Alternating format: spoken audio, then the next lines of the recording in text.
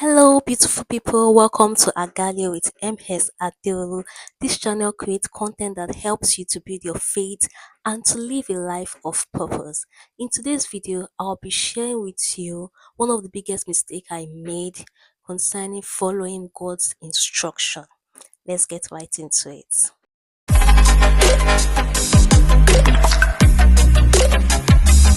Okay, so when we get instructions from God, a revelation, a vision, we are all excited about it. Want to get right onto it, want to start doing the will of God, show God that we are excited, we have much favor to do His will.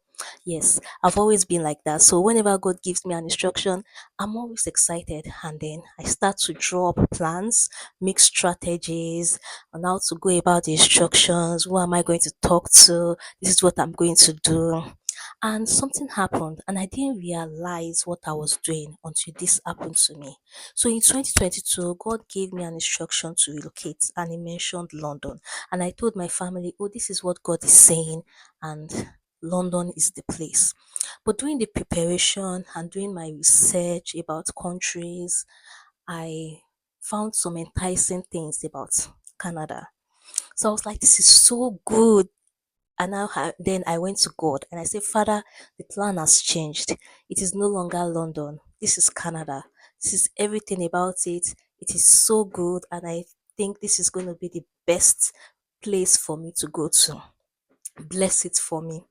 That is exactly what I did. And some of us don't realize that we are doing this. So God gives us an instruction, but we see something that is similar to it, and that thing entices us, and we say, Father, this is it, bless it for us. This is the plan.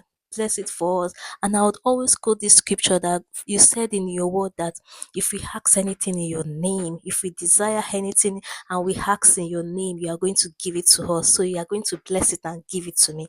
But we also forget that the scripture also says that this is the confidence that we have in Him. If we ask anything in His name, according to His will. So we just hear that according to His will and we throw it out the window and just focus on ask anything in His name, believe and you receive it. But it has to be according to God's will. So if you are feeling stuck or you feel as though you are not progressing, you need to take a step back and think, are you going outside of God's will? You need to go back to your prayer room and ask God for more direction on why it seems as though things are not progressing. It might be that you have come up with a plan that is not God's will and you have put it under God's plan for your life and you are asking God to bless it for you.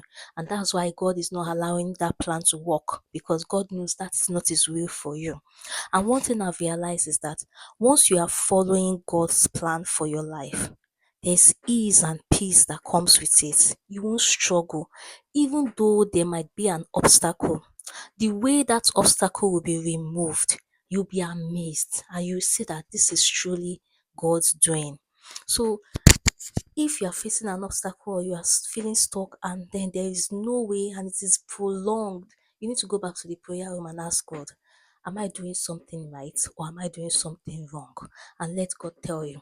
And God is so gracious that if you forget His instruction, He will remind you. If you go back to Him and say, God, I've forgotten what you said, can you just remind me? He will remind me. Countless times I've had um revelations and instructions from God and I'll forget. Maybe I just woke up and then I forgot to write it down, or I forgot to follow through with that instructions. I will go back to Him and say, I've forgotten, no, please remind me.